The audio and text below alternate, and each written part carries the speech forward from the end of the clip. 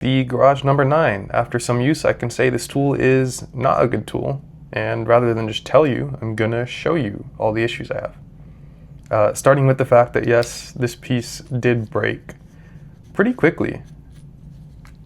This is the little eyeglass bit holder, and it's 3D printed vertically, meaning that this is very weak, and this piece only goes in there. I'm gonna need some pliers. This only goes in there about a centimeter, so it's kind of just asking to break the way they designed this. And if you think this is a thing of improper use, here's a Reddit post of someone who had something similar happen, and so it's kind of just a design issue. We'll come back to that though. Now this next thing I discovered immediately after recording that video, and it's this. This is the single worst hand pinch I've ever experienced on a multi-tool. This little T-shank holder, if you have your hands, on the screwdriver and you try to close it with your thumb, this, I'm gonna put some better footage here, but this pinches super bad. Ask how I know. I've done it like twice. It's really, really not fun, and that alone makes me want to never use this tool. It's just not a fun experience at all. Moving on to just the way this tool works. This cap does scratch the ratchet whenever you open and close it, which makes me believe that no one ever even tested or thought about this tool. The next thing is when you pull this little thing out, which is actually really hard to get out if you don't have like long nails. You hear that? It scratches the inside of this tube. I'm gonna put some better footage of that. But basically every time. This little holder is kind of designed questionably because I was thinking, oh, okay, I can just switch the file and the saw around, and maybe that will fix that problem because the file will cover the edge of the saw blade. So I tried that, and it just doesn't fit this way.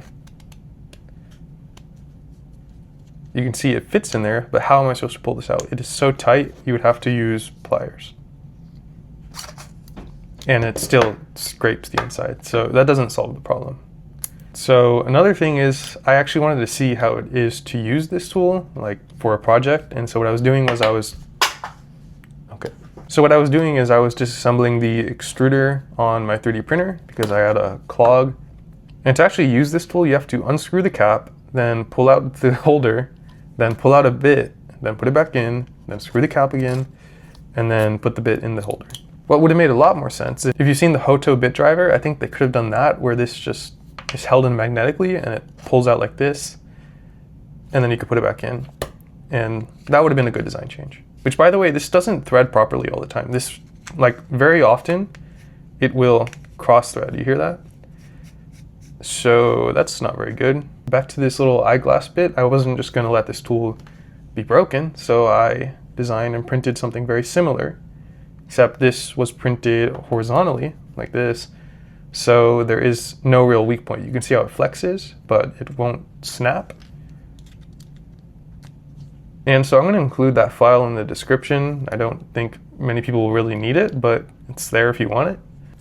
So one thing I want to clarify from my last overview is I said that I don't think this titanium piece would be wearing down this pivot significantly. Basically, this titanium piece rubs against this nylon piece.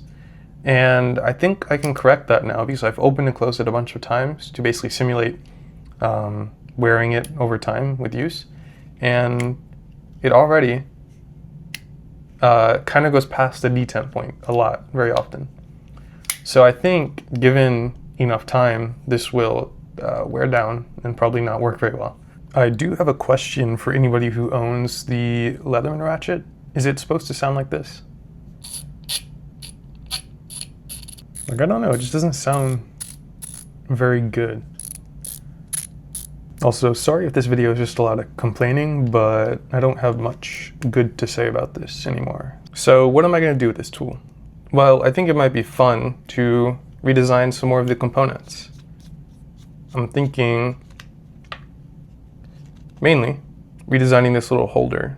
I think something with magnets could be really cool, and so if you want to see that, leave a comment, let me know.